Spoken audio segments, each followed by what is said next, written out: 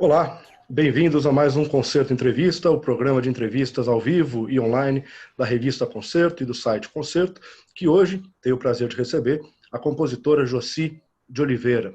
Aqui comigo, para entrevistar a Jocy, estão o jornalista e escritor Arthur da Pieve, a jornalista e escritora Luciana Medeiros e a compositora, a professora Marisa Rezende. Jocy de Oliveira iniciou a sua trajetória na música como pianista, trabalhando ao lado de compositores como John Cage, Luciano Berio, Igor Stravinsky e Claudio Santoro, de quem estreou obras em concertos realizados em todo o mundo. Com Berio, ela trabalhou nos anos 1960 na criação de Apague Meu Spotlight, primeira apresentação no Brasil de um espetáculo de música eletroacústica.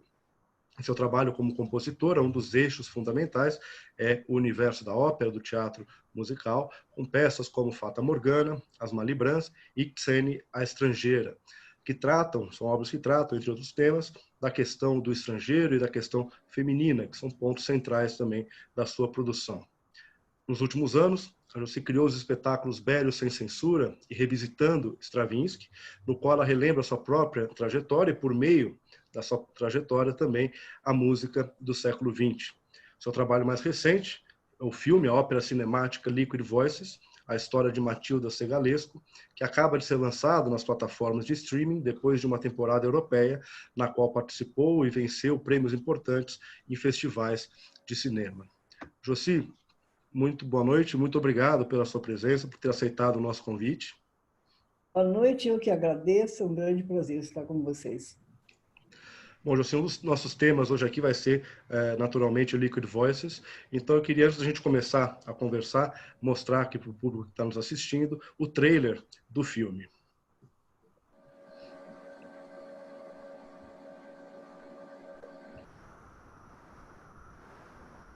Com destino a Palestina.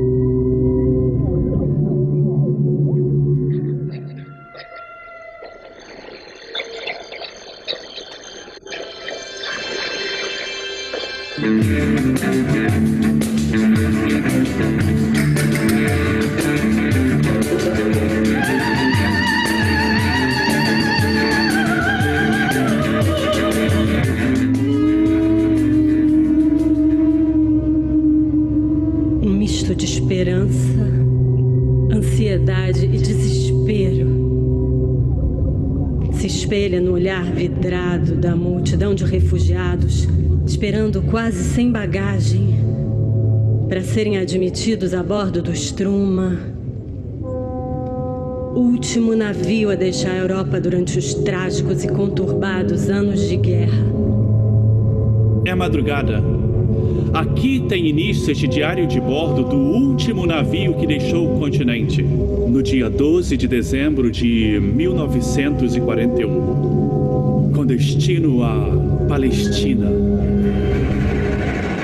Só a água grava a memória da humanidade.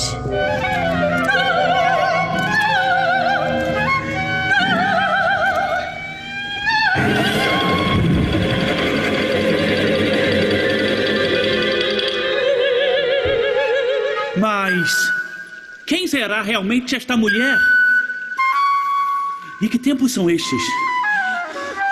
Antevejo tantos refugiados, afogados, corpos desaparecidos nos mares. Será tudo fruto da minha imaginação?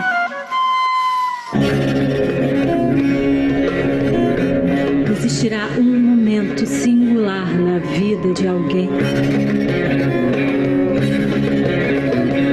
Eles parecem seguir determinados, o caminho que não querem seguir. O caminho do além-mundo.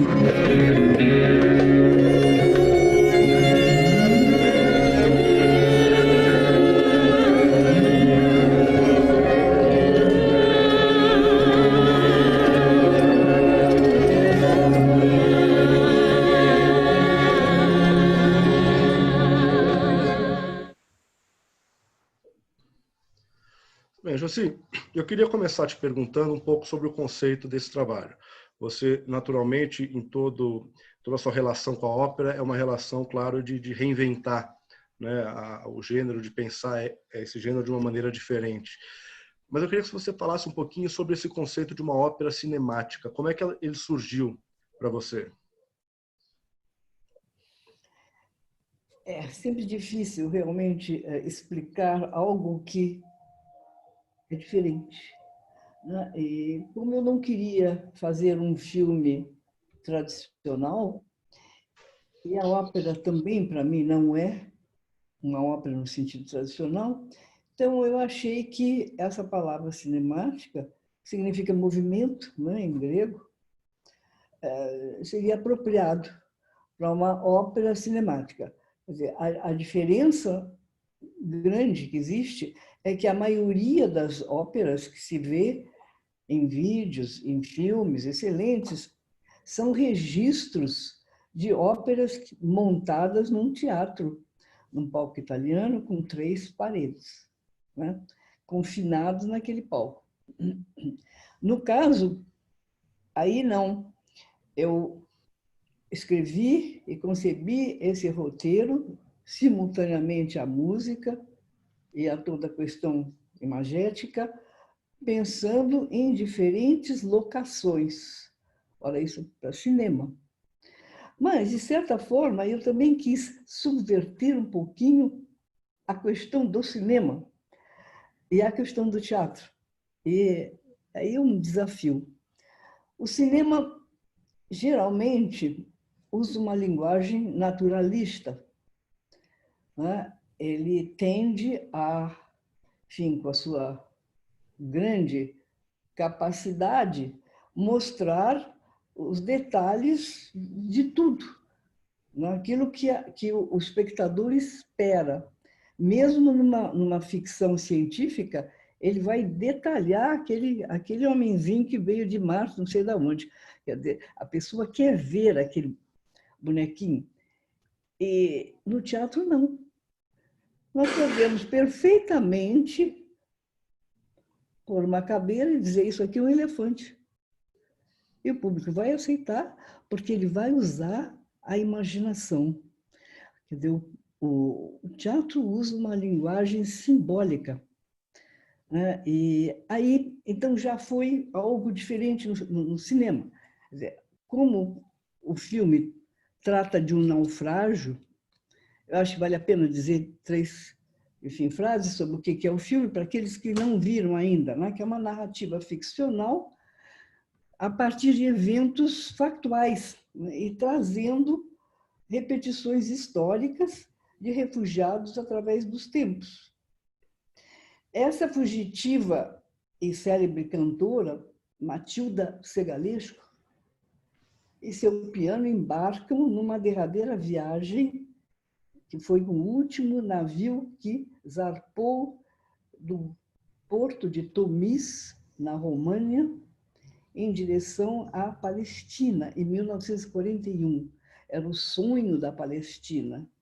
E também foi uma viagem marcante, porque foi a última, com 769 refugiados judeus, todos mortos em um trágico naufrágio no Mar Negro.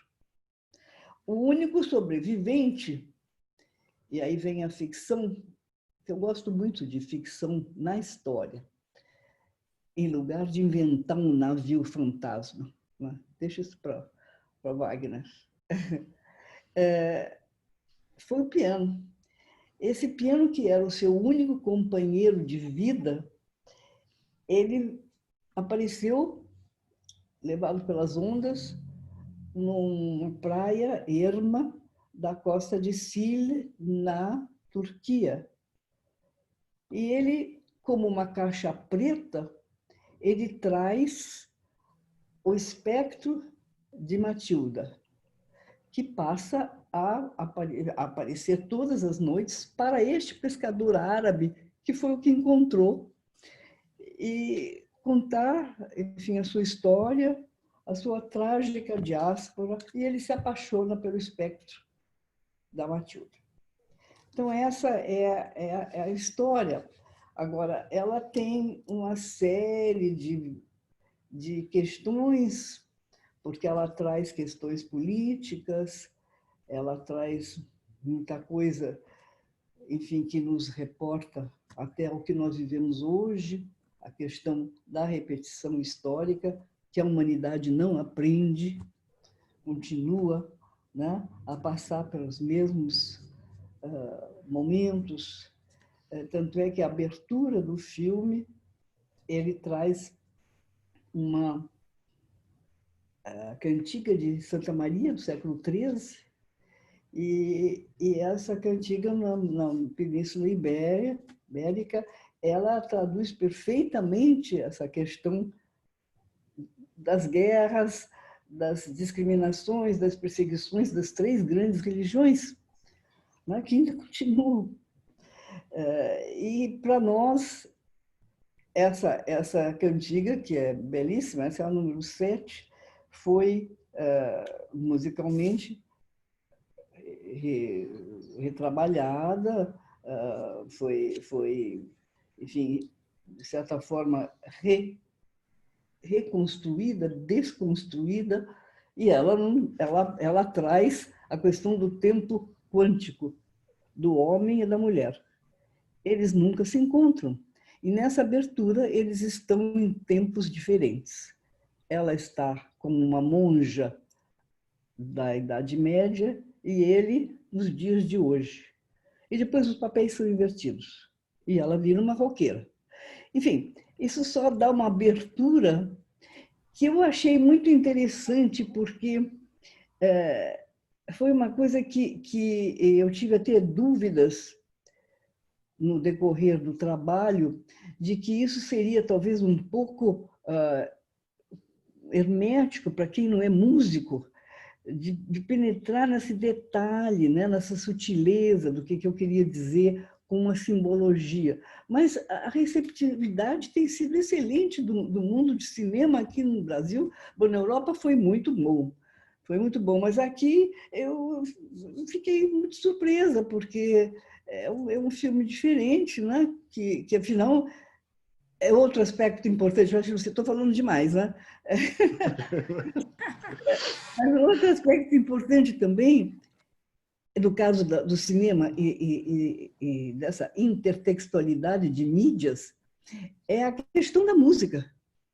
Porque, para mim, a música ela nasce concomitantemente à imagem e à história.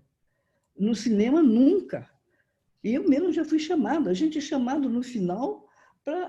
traz aí, bota aí uma musiquinha aí, mas sobrou muito pouco, o nosso orçamento já acabou, né? Então, agora bota a música.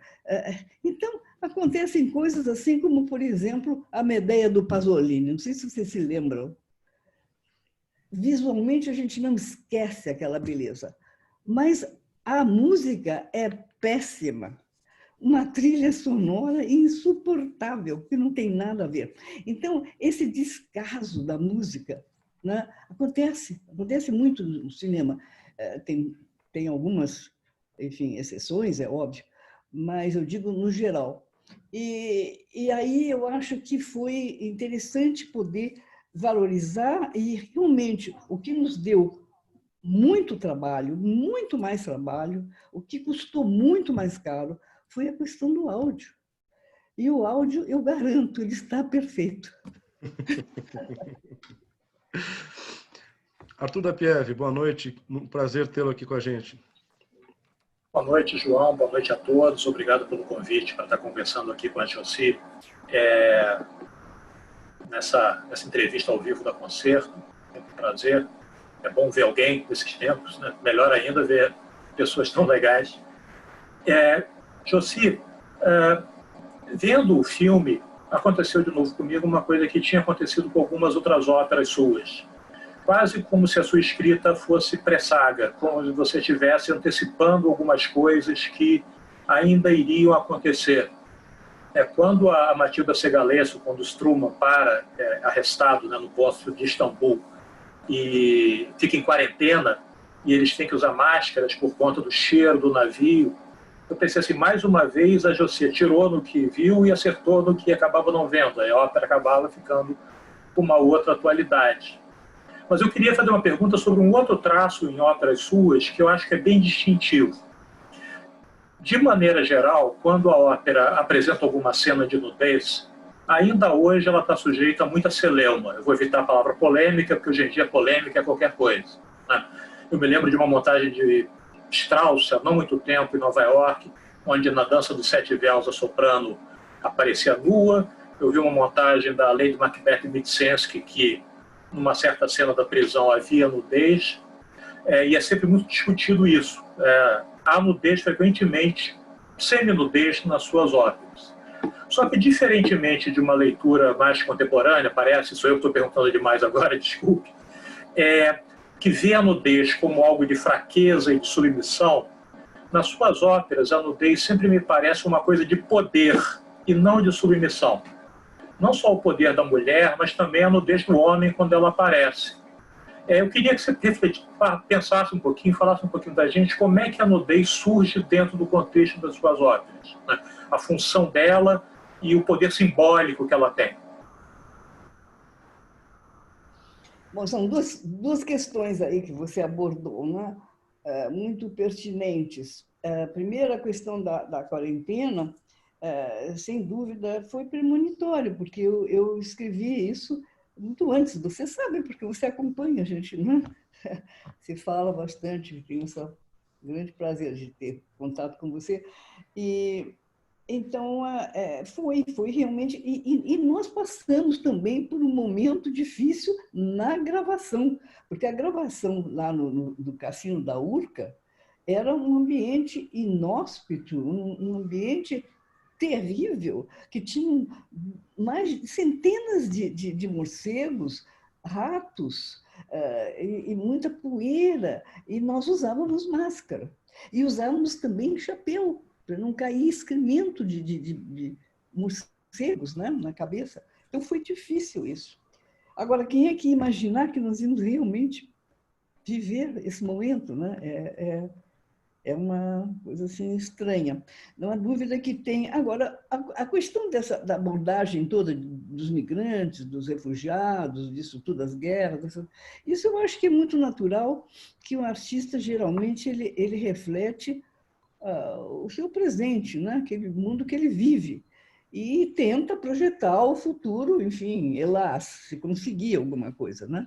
Eu acho que nós, porque afinal compor, escrever é inventar, e nem todos chegam a inventar, mas tudo que nós trazemos, pequenos caminhos que nós possamos descobrir, eles vão contribuir para o grande caminho que alguém vem e descobre, né? São os grandes gênios, como um Stravinsky, por exemplo, né? Mas eu acho que nós todos contribuímos. Eu não, porque eu sou descendente dele, não sou ascendente, mas aqueles que vieram antes do Stravinsky, eles não fizeram a grande obra, mas eles contribuíram. É a mesma coisa na ciência, né? Um cientista vem e descobre a vacina que nós estamos esperando, desesperados, mas quantos não estão contribuindo para isso? Muitos. Então, isso me vem para a sua primeira pergunta, né? E a outra é a questão da nudez, né? Você viu isso como uma opressão do masculino? Não, porque não é. Eu acho que a minha intenção é que essa figura, essa Matilda Segalesco, que, aliás, diga-se de passagem, é interessante notar que os nomes Matilda e Segalesco são dois nomes que eu encontrei na lista de passageiros desse navio.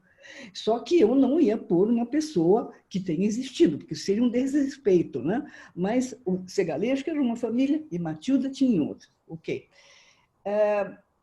ela trazia assim uma bagagem de cultura. A mulher internacional, a grande diva, a grande, enfim, aplaudida no mundo inteiro, judia, quer dizer, toda a sua carga da sua cultura judaica. E aí, esse encontro dela com o pescador árabe, que também eu ponho uma data também simbólica aí de 1967, quer dizer, o encontro do piano, digamos, pelo pescador, né, árabe, é a questão do sonho da Palestina. Quer dizer, aí é esse sonho que a humanidade tem, de que exista uma paz, né, sem puxar de um lado ou do outro, mas que é o sonho tanto dos ancestrais como dos descendentes dele, o árabe, como dela, a judia. E isso a Gabriela Geluda, que foi a excepcional, enfim, cantora e atriz, ela disse que para ela foi uma grande emoção, porque ela é de uma família judia e ela realmente ela achou muito emocionante, mesmo essa questão dessa passagem que você está se referindo, né, a mulher árabe.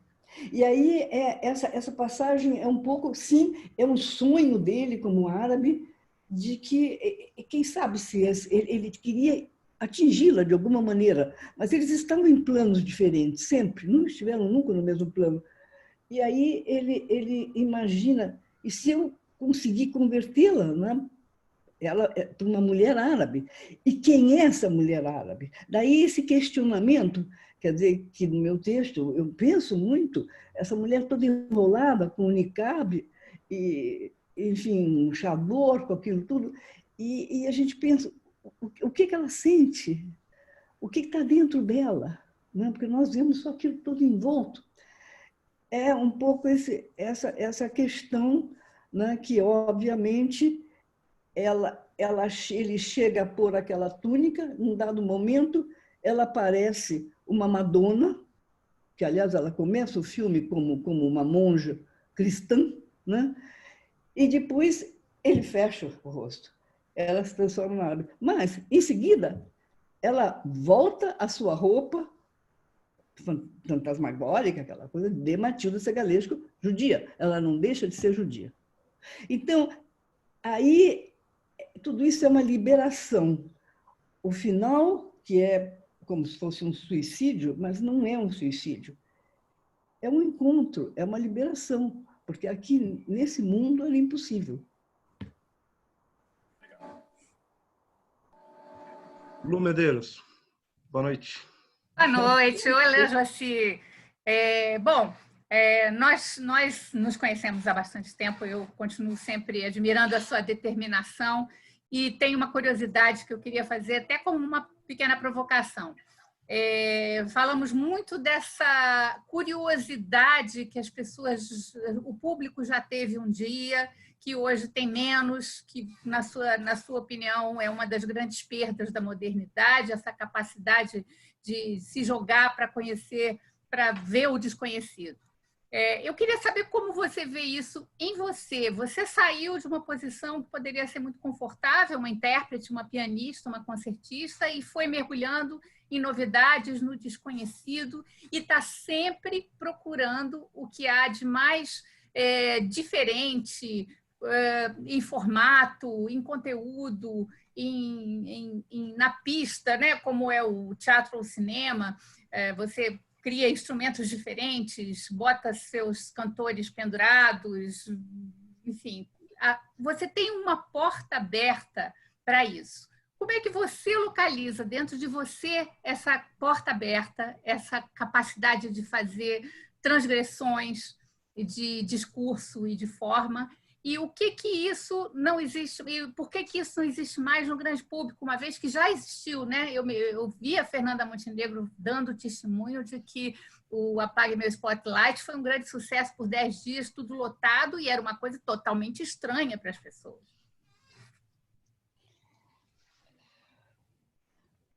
Boa noite, Luciana. É verdade, você aí pegou um ponto que é crucial, né? Essa falta da curiosidade que existia muito mais no tempo. Não há dúvida que a década de 60, que de certa forma eu tive uma felicidade de vivenciar, era uma década fervilhante de inovações em todos os sentidos, em todas as artes. E eram provocações, nós tínhamos surpresas. Nós não temos mais surpresas hoje, nada. A gente fica ansiando por uma surpresa. A gente diz, meu Deus, eu quero que aconteça alguma coisa. Não acontece. Eu acho que o público ficou meio anestesiado. Nós estamos anestesiados. É claro. Agora, então, com essa Covid, como é que nós podemos estar? Anestesiados. Né? Então, eu acho que é por aí. Agora, eu nunca estive numa posição confortável, Luciana. Não me lembro de ter estado numa... Não, você começou a sua carreira, você poderia ter seguido como concertista, né? Como pianista, intérprete. Mas não fui, porque eu escolhi muito cedo. Claro que eu estudei e trabalhei o repertório internacional, enfim, tangente, toquei muito Mozart, Bach, Beethoven, lógico, porque sem base, sem estudo, sem tradição, sem memória, nós não fazemos nada. Né? Eu acho que não é só inventar, não.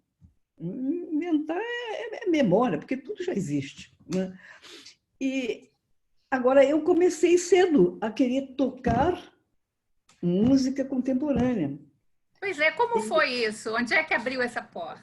Era o que me puxava. O que eu tinha mais vontade de compor do que tocar. Mas acontece que minha mãe, que era pianista, não era profissional, mas se formou na UFRJ, tocava bem, e ela achava que não, que eu tinha que tocar, porque é uma pianista. Onde você viu ser compositora com 6 anos de idade, por aí, 7 anos de idade?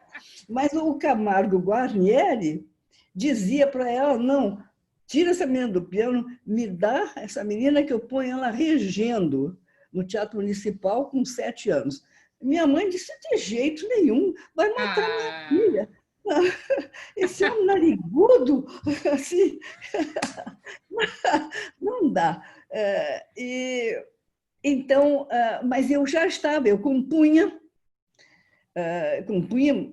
peças que eram até editadas pela Vitale, e eu queria era tocar realmente a música contemporânea. É claro que eu não tinha condições. Como criança aqui, eu cheguei, mocinha, adolescente, ao máximo a tocar e conhecer Schoenberg, Webern, Albanberg, um pouco de Stravinsky, coisas assim, né? Prokofiev, claro. Mas era a minha vontade.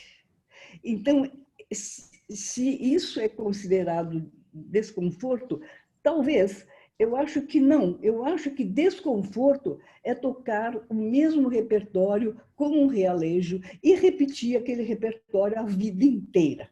Isso deve ser horrível, porque por mais que o cachê venha a ser excelente, e aí? Cadê a surpresa? Cadê a emoção? Né? E não, e muito cedo, então, eu tive essa felicidade de conhecer os grandes mestres do século XX e tocar a obra que estava sendo composta. Isso é a maior felicidade, não há dúvida. Principalmente, digamos, eu acho que um Messiaen. Passar 7 anos da minha vida tocando Messiaen, dia e noite, estudando 7, 8 horas por dia de Messiaen, é claro que aquilo marcou a minha formação, né? pelo menos a questão dele, de uma nova noção do tempo, foi uma coisa assim que foi marcante para tudo. É mais a questão filosófica até do que a questão musical. Eu não diria que musicalmente eu tenha me influenciado assim na escritura dele, né? Mas no todo, sim. Então eu acho que isso é difícil dizer isso. Eu estou satisfeita com o que eu fiz. É atitude, na verdade, né? Então, chegamos à conclusão que a Josi caiu no caldeirão quando era pequena. Professora Marisa Rezende, a sua pergunta, muito obrigado pela sua presença, realmente um prazer tê-la aqui conversando com a gente. Obrigada. Obrigada. Vocês estão me ouvindo bem? Então? Sim. Sim. Então, Josi, querida, coisa boa, né? Minha companheira de ofício e amiga, né, Josi? Acho que eu fui assistir suas primeiras óperas lá no estádio do Remo, da beira da Lagoa, com Ayrton Pinto. Olha quanto tempo será que já não foi isso, caramba? Do Museu de Arte Moderna, muito 15 tempo. 15.000 pessoas, Marisa. Tá vendo? Barulheta. Hoje a gente não bota isso de jeito nenhum. Nem 1.000 não bota. Quando bota 1.000 nem pode. Um milagre. Então, muito bom compartilhar, né, desse momento, que é uma homenagem e também uma forma de depoimento, sob forma de depoimento, de gerar uma memória, que é super importante. A gente precisa ter as pessoas falando do que fazem, e você tem uma energia incrível, admirável, um empreendedorismo também admirável, enfim. Estou aqui me desmanchando em elogios, mas são sinceros, são de coração, né? Então, acho bonito tudo isso aí que você é muito inteira fazendo tudo que você faz, e isso transparece em todos os seus trabalhos. Eu queria que você falasse um pouquinho sobre essa sua forma de trabalhar para as óperas, que foram muitas, tá? Onde você tem um grupo grande de pessoas trabalhando com você, desde cenário, figurino, né? Todos os músicos, como você tem o ensemble Josi, que você chama, né?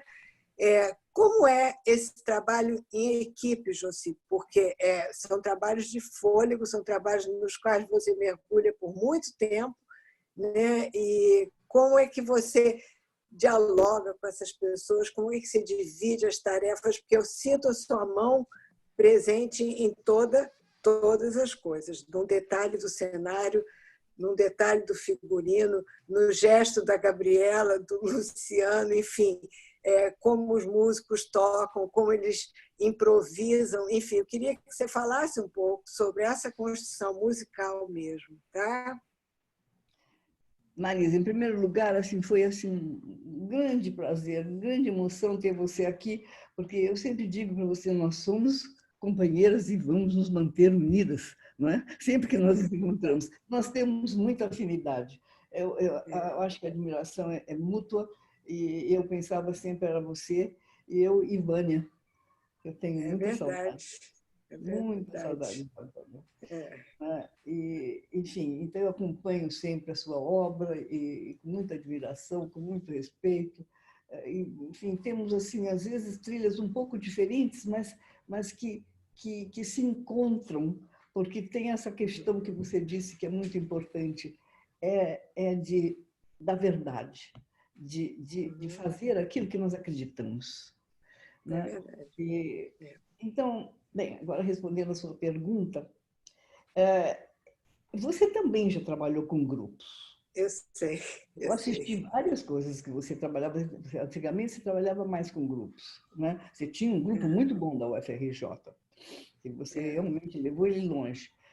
Eu acho que na linguagem, enfim, que se pretende usar, né?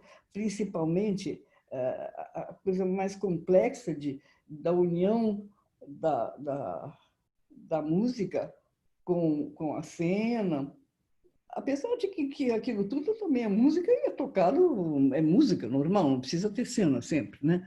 Mas eu acho que é importante termos músicos, intérpretes que se interessam em pesquisar uma nova linguagem, pesquisar novos caminhos, né? Pesquisar essa questão toda do equilíbrio entre o determinado e o indeterminado, né? E isso tudo é um processo artesanal e lento. Eu acho que nós sempre precisamos, assim, cada obra dessa, nós trabalhamos uns 2 anos. Então, ele se dispõe a isso, que é uma maravilha. E tem pessoas, assim como a Gabriela, que fazem 27 anos que nós trabalhamos juntas, Gabriela Geluda, né?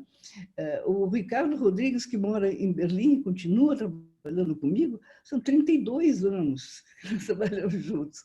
E todos, assim, os que estão menos tempo, 10, 15 anos. Eu digo, bom, se vocês me aguentam no começo, daí fica para o resto da vida. Porque o começo é difícil. O começo é sempre difícil, né? É uma mudança, é sacudir. E eu acho que o nosso papel é de ter essa intuição e essa consciência do talento de cada um dos intérpretes. Porque eles, muitas vezes, estão voltados para si mesmo, para a técnica do instrumento. E como, afinal, eu passei anos da minha vida tocando, eu sei o que é isso, eu vejo os 2 lados da questão, né? Nós estamos dentro, então nós não estamos nos olhando de fora. É importante esse olhar, que eu não digo que seja professor ou nada, mas é um olhar que mais abrangente, que tem um gestalt do talento, da vocação de cada um, daquilo que cada um pode oferecer para realmente enriquecer a obra e a sua interpretação.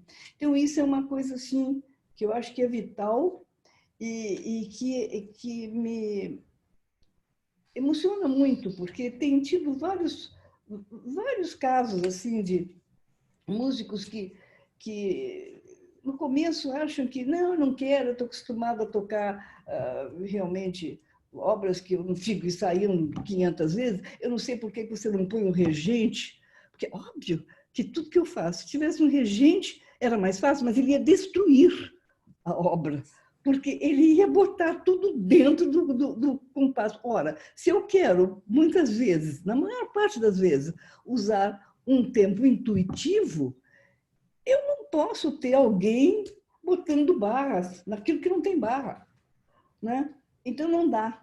Então, era a minha discussão com o Silvio Barbato. O Silvio Barbato, ele vinha muito aqui, ficava horas vendo aquilo tudo, dizia assim, eu pego isso tudo, eu ponho isso tudo nas barras, a gente põe isso numa grande orquestra. Eu não quero orquestra, Silvio. Se tivesse orquestra, faria por orquestra.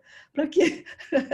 Né? Então, eu acho que enfim, nós nascemos para aquilo que nós temos vocação, e eu acho que é uma felicidade que eu tivesse tido uma vida voltada para a música, para fazer aquilo que eu acredito, e eu tive uma família que me permitiu fazer, que me deu condições, né? Isso é uma coisa assim, tive o meu primeiro marido, que foi o maestro Eleazar de Carvalho, que foi um professor, não há dúvida. Eu acho que eu aprendi muito com ele, e mesmo sendo uma pessoa machista, autoritária, comigo não. De certa forma, ele não era. Ele respeitava e ele me dava assim condições de me exprimir. Pelo contrário, ele me cobrava. Olha, você tem que fazer isso, que senão acabou, você tem que fazer. E olha, raposa que dorme não apanha galinha. É isso que eu dizia. Se eu não estivesse estudando como uma doida as obras novas, o Xenax, por exemplo, que me enlouqueceu da dificuldade daquele concerto dele, e depois um companheiro de vida que foi o Frederic, que vocês todos conhecem, e que, enfim, acompanha tudo que eu faço e não está nunca entediado, pelo contrário, é o meu melhor público, porque ele critica e, ao mesmo tempo, ele aplaude. E nós precisamos disso, né, Marisa? Eu acho que nós temos, nós temos algo de muito bom que nós podemos trabalhar com os músicos. Então, nós temos um feedback.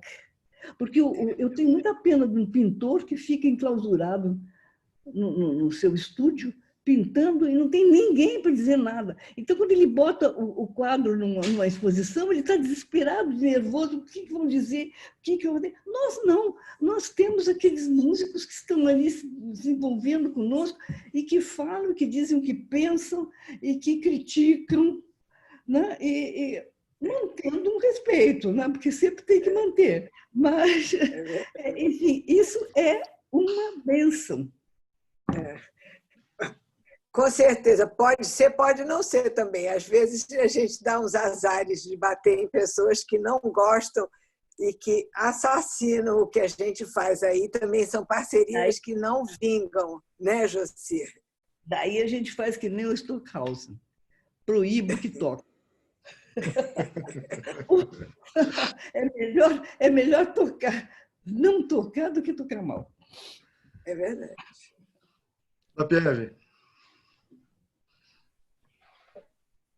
Joci, tem no Liquid Voices tem uma cena que me chamou a atenção para algo que estava ali nas suas outras óperas, que é uma cena de humor, me parece, que é o Jantar com os Vampiros. No meio daquele drama todo, tem a alegoria ali, se torna mais, não vou dizer bem humorada, mas tem um humor presente ali.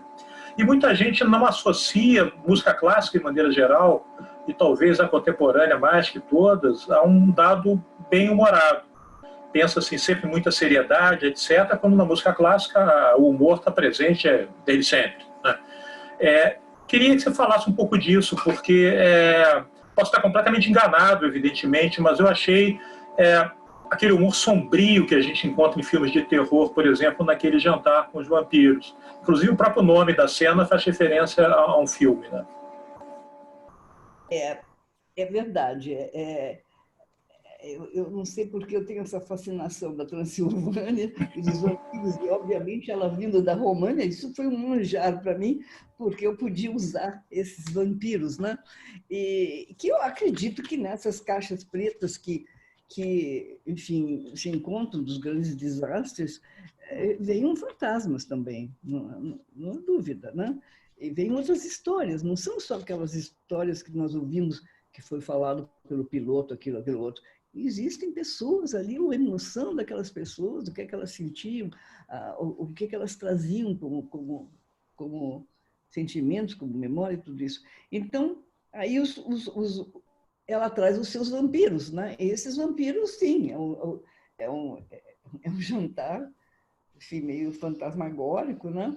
Que, aliás, o Luciano Botelho, que é o excepcional cantor, ele está maravilhoso, porque ele se torna um vampiro também, porque ele diz, bom, então, se eu não conseguir chegar perto dela, quem sabe como vampiro eu consiga, né? E é verdade, eu acho que essa é uma cena que tem assim um humor. E outra também que eu acho que é mais leve, que tem um humor também, é o único diálogo do filme, que o filme não tem diálogo, só tem monólogo. Ele tem um diálogo, que é do Luciano, do pescador, com a flauta, né? E a flauta, o Rodrigo Tichelli fez muito bem, lindamente, e adorou fazer, porque ele disse assim, eu me senti o Dick Bogart. naquele diálogo dos dois. O resto é realmente mais reflexivo, mais sério, né? Joci, a gente está recebendo algumas perguntas aqui do público que está assistindo a gente, e a Rosana Lanzelotti pede para te colocar uma pergunta.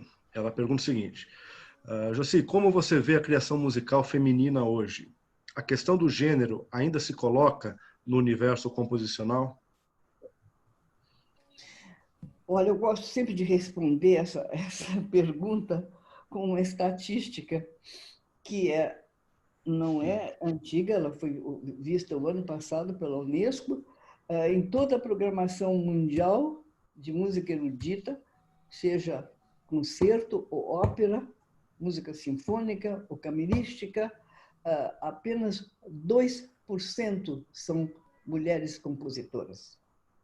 Onde é que estão essas mulheres compositoras? Elas existem, mas acontece que as instituições, elas são dirigidas, dominadas pelo homem, né? E, obviamente, ainda estamos esperando que a música seja escrita pela mulher. Não foi ainda, quer dizer, nós precisamos também resgatar todas essas mulheres que muitas vezes, como todos sabem, né, eram compositoras, mas quem assinava era o marido, era o irmão, enfim, né? E hoje existem, enfim, evidentemente que muitas, a prova é que nós temos aqui 2 compositoras, né? Mas ainda existe, sim, um esquecimento da mulher compositora. São poucas as profissões que isso é tão, assim, claro. A segunda é a maestrina, né? A mulher regente, segundo as estatísticas da Unesco, são 5% apenas de mulheres regentes. Por quê? Eu tenho a impressão de que seja, em momentos assim, de que a mulher é ou regente ou compositora, ela está trazendo o seu pensamento, suas ideias, ela está talvez impondo certas questões estéticas e que não são aceitas, não são deixadas de lado. Luciana. Então, Josi, você vinha trazendo grandes personagens femininos, criando essas grandes personagens femininas, que são parte da sua obra indissociável. E, em determinado momento, você fez o combo do Diálogo com Cartas, o livro, e trouxe as 2 óperas que são memórias suas, que é o Velho Sem Censura e, antes, o Revisitando Stravinsky. Como é que foi mergulhar nesse tesouro de memórias que você trazia para o livro e para essas 2 óperas? E eu queria que você falasse também do novo livro, que é o Além do Roteiro. Esse livro foi me tomou, enfim, 5 anos, né, escrevendo esse livro. Eu recebi um prêmio da Rockefeller Foundation para escrever esse livro e levei essas cartas que eu tinha, que ainda tem outras, mas eu selecionei mais ou menos xerox delas, claro, e chegando lá, eu disse, bom, agora o que eu vou fazer com essas cartas? E fazer um livro só de cartas não é a mesma coisa. Eu acho que o importante é aquilo que está escrito nas entrelinhas, né? São as circunstâncias, como é que elas foram escritas, o que acontecia naquela época, quem era aquele personagem que eu conheci. Então, é um recorte, digamos, da minha vivência com esses compositores. Aqueles 2 que eu acho que tiveram uma força muito grande na minha, digamos, na minha profissão de compositora, de musicista, que foi o Stravinsky, pela emoção do encontro, pela realmente a questão tão especial de, na minha geração, eu ter tido esse contato com ele tão próximo, que inclusive agora saiu um livro da Fundação Stravinsky em Geneve, e foi feito pelos netos e bisnetos de Stravinsky, pela família. A família fala sobre Stravinsky e eles convidaram algumas pessoas, poucas pessoas, que tivessem tido uma relação com ele mais próxima e que não fosse apenas aqueles pesquisadores que escrevem sobre Stravinsky, que tem milhares de livros, né? E eu tive essa honra de deles me pedirem, então, um capítulo todo meu sobre o Stravinsky. Então, esse capítulo do Diálogo com Cartas me estimulou a montar uma peça, né? Porque aquilo realmente foi um pouco assim ousadia, porque afinal todos os herdeiros estão vivos, né? E o Robert Kraft, enfim, na época estava vivo, e eles adoraram todos escreveram muito, e o Robert Kraft, ele realmente participou, inclusive, com depoimento, né, no Revisitando Stravinsky. Então, foi um resgate assim da minha memória do Stravinsky muito tocante, e que está também, então, nesse livro que saiu da Fundação, que se chama Abecedaire Stravinsky. E o Cantorbério foi também uma relação que foi bastante longa, de uns 10 anos de trabalhos, de tocar a obra dele ter me escrito a sequência para piano, né?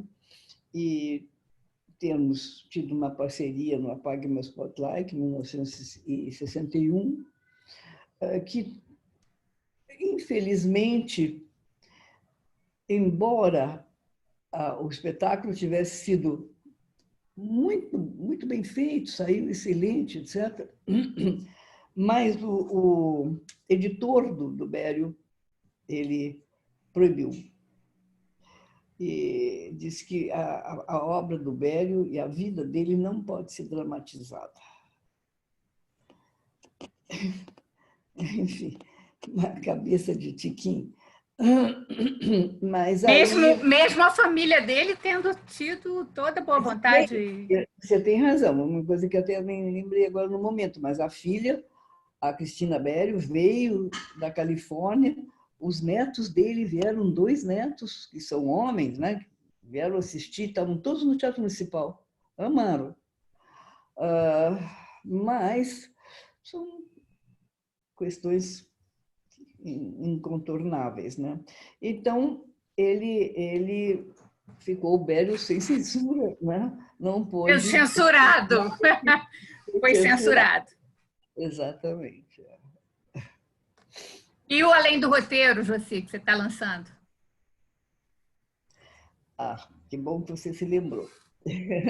O livro, ele está aqui, eu queria até mostrar um pouquinho. É um livro de arte, com muitas fotos do espetáculo, e o interessante é que as fotos são tanto da versão teatral, como a mesma cena no cinema. Então, pode-se comparar muito bem como é que foi resolvido aquele, por exemplo, agora é difícil encontrar uma exatamente aqui, mas elas estão assim, no palco, aqui dá para ver, não sei lá. Aqui não dá para ver. E é o roteiro detalhado do filme e reflexões sobre essa intertextualidade de mídia, seja o cinema, o teatro e a música, e todas as partituras do filme.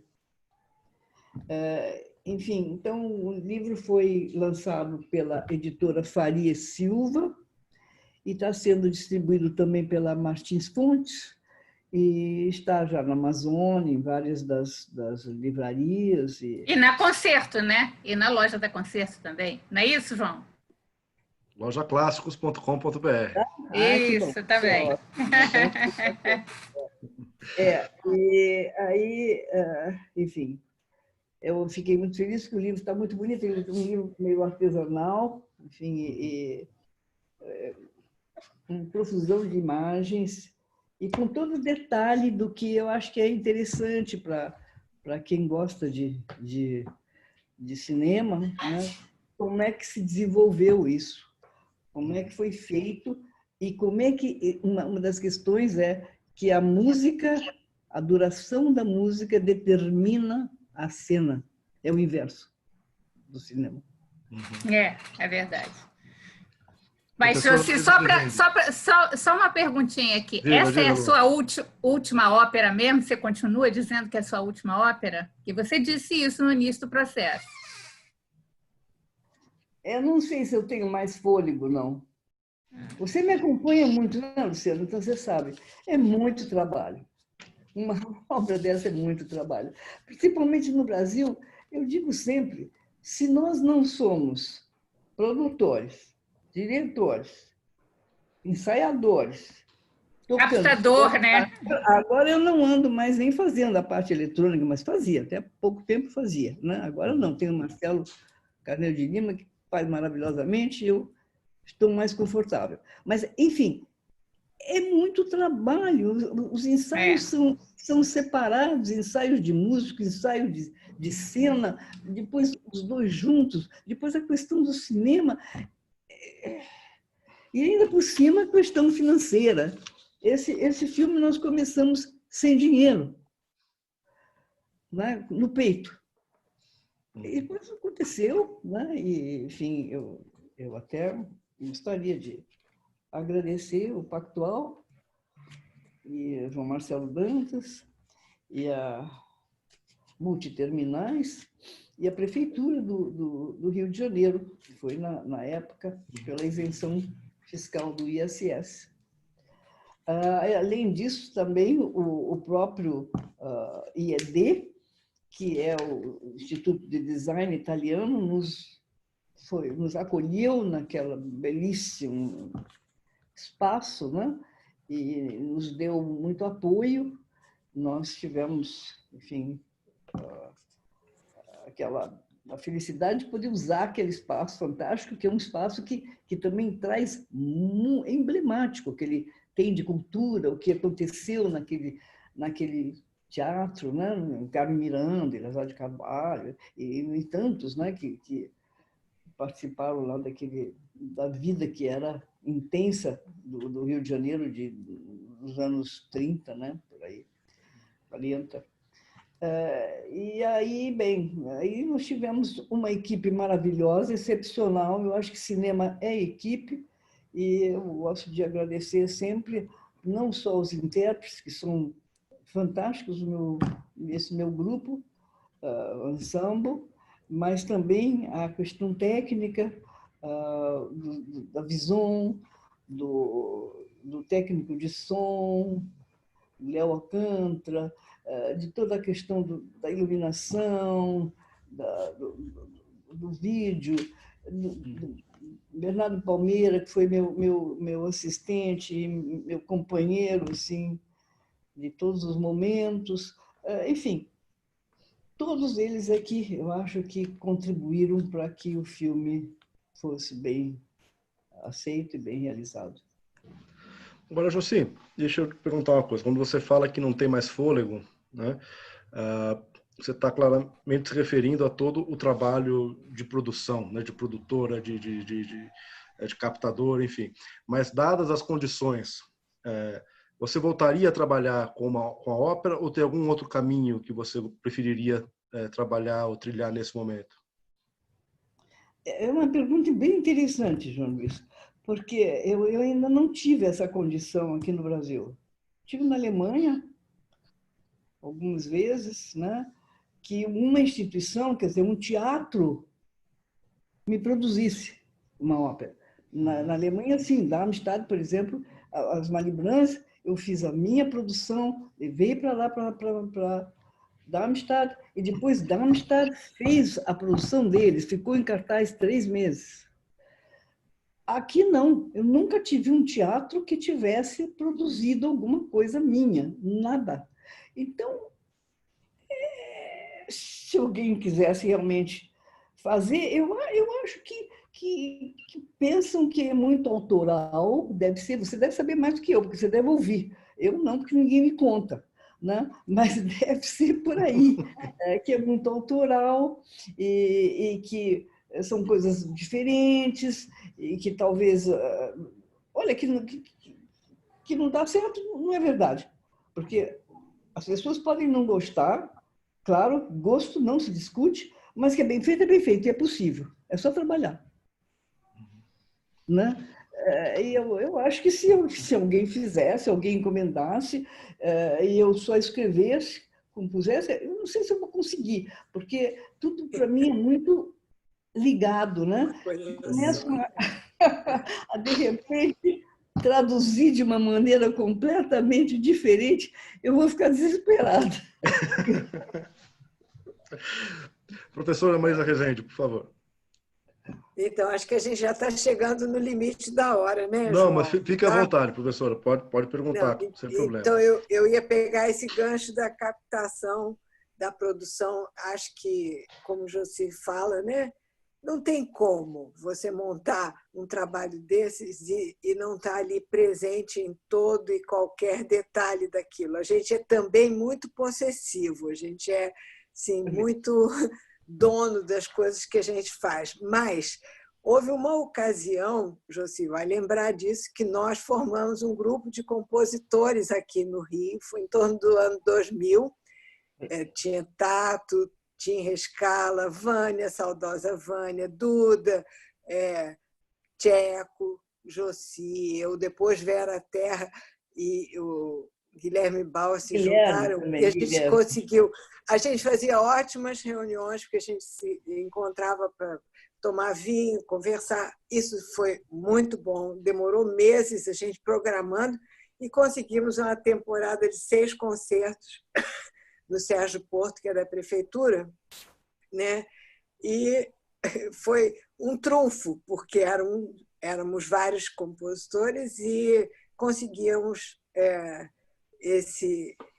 essa união de forças, né? Mas normalmente isso não acontece, porque cada um meio que se ocupa do seu próprio trabalho ali e já custa tanto, né, conseguir veicular o trabalho.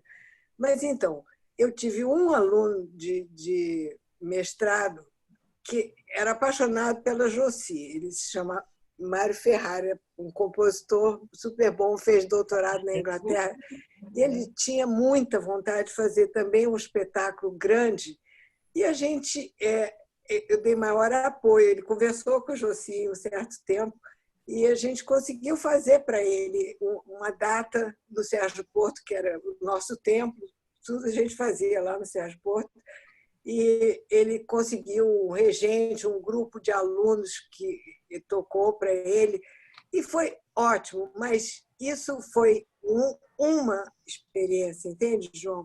E aí eu queria ouvir da Josi, se ela pudesse dar um conselho a um jovem compositor, no sentido de vá à luta e corra atrás, o que ela diria, né, Josi? Você está me ouvindo?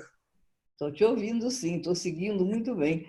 E me lembro com enfim, com muitas saudades daquele tempo, porque era um grupo, primeiro que existia uma empatia entre nós, existia, né, uma afinidade, e nós tínhamos, como se diz, um vinho na sua casa delicioso, o Tim também, Tim Rescala também fazia lá umas comidas muito gostosas, todos nós fazíamos.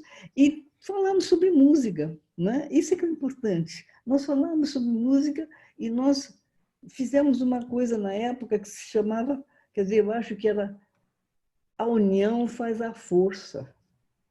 Eu acho que isso é que se soltou, não existe. E eu acho, sempre digo que a competição é saudável. A competição é maravilhosa, porque se a gente não tem competição, a gente não tem estímulo. Mas a competição saudável, né? Não é isso de cada um por si, esconde aqui, esconde ali, faz, etc. Não sai lá. Agora, não existe. Mas a verdade é que ali, como você mesmo disse, era a prefeitura que existia, a Rio Arte. Né? E com a Rio Arte nós tínhamos uma pequena verba, etc. Né? E hoje em dia existem grupos de compositores jovens, que eu espero que continuem, que é muito bom. Eu acho que isso é que é o importante, e que tenham coragem, né, de continuar, e o espaço. Né? O Rio de Janeiro sofre muito por isso, São Paulo não. São Paulo nós temos a maravilha dos SESCs, O Sesc, se não fosse o Sesc, eu não sei. Para mim, todas as minhas óperas eu tive uma parte no Sesc. Então, eu devo muito ao Sesc. Inclusive o filme. O Sesc não me patrocinou o filme, mas eu devo muito porque a versão teatral foi feita no Sesc. Isso foi uma maneira de ensaiar, embora diferente, e trabalhar, etc., e desenvolver a obra.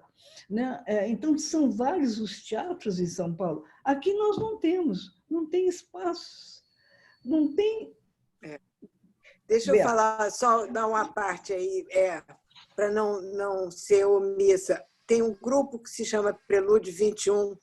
Exatamente. Eles estão há 15 anos e eles Exato. fazem um concerto por mês no Centro da Justiça com as obras deles. Então, quem sabe, né? Ficou uma semente também, né? É claro, eu já fui assistir várias vezes e eu acho que me refiro justamente a eles. Mas é com muito sacrifício, não é? Porque não existe nenhum tipo de incentivo para isso. E aí, enfim, agora então menos ainda, porque eu acho que agora o músico, o artista é considerado um inimigo do Estado. É mesmo. Literalmente. É a peça do Ibsen. São inimigos do Estado. Então, eu acho que, bem, eu não sei o que dizer para alguém que tenha 20, 30 anos. Eu gostaria de não dizer o que o Konnreuter dizia, porque o Konnreuter dizia assim, ou vá embora ou faça jingles. Ele dizia isso. Mas ele continuou compondo, né, até o fim da vida. Mas ele dizia assim, enfim, dá vontade. Às vezes a gente dizia assim, vá para a Alemanha, porque é o único lugar onde a música é respeitada, fora a Áustria, mas a Áustria tem um lado político mais complicado, mais quadrado. A Alemanha é muito aberta, né? Porque eu acho que o importante, às vezes, não é verbo, não é espaço, é respeito pela música, respeito pelo compositor, respeito pelo criador, por aquele que está ali trabalhando horas e horas, e para ele chegar a isso, ele trabalhou anos, muitos anos. Né? Mas não existe isso. A música aqui no Brasil, infelizmente, não... Bem, em todo caso, eu agora, ultimamente, quem tem me apoiado muito são os grupos de techno e eletrônica. E são muito interessantes. Aliás, fizeram um excelente documentário agora, Eletrônica Mentes, que tem lá um resgate assim, de tudo que eu fiz dos anos 60 e todo esse pessoal jovem fazendo. E eles estão fazendo isso que nós estamos nos referindo. Eles estão juntos e eles fazem long plays. Está saindo um long play meu, um aqui em São Paulo, feito por eles, e resgate de músicas da década de 60, de 70, de 80, e um em Berlim agora.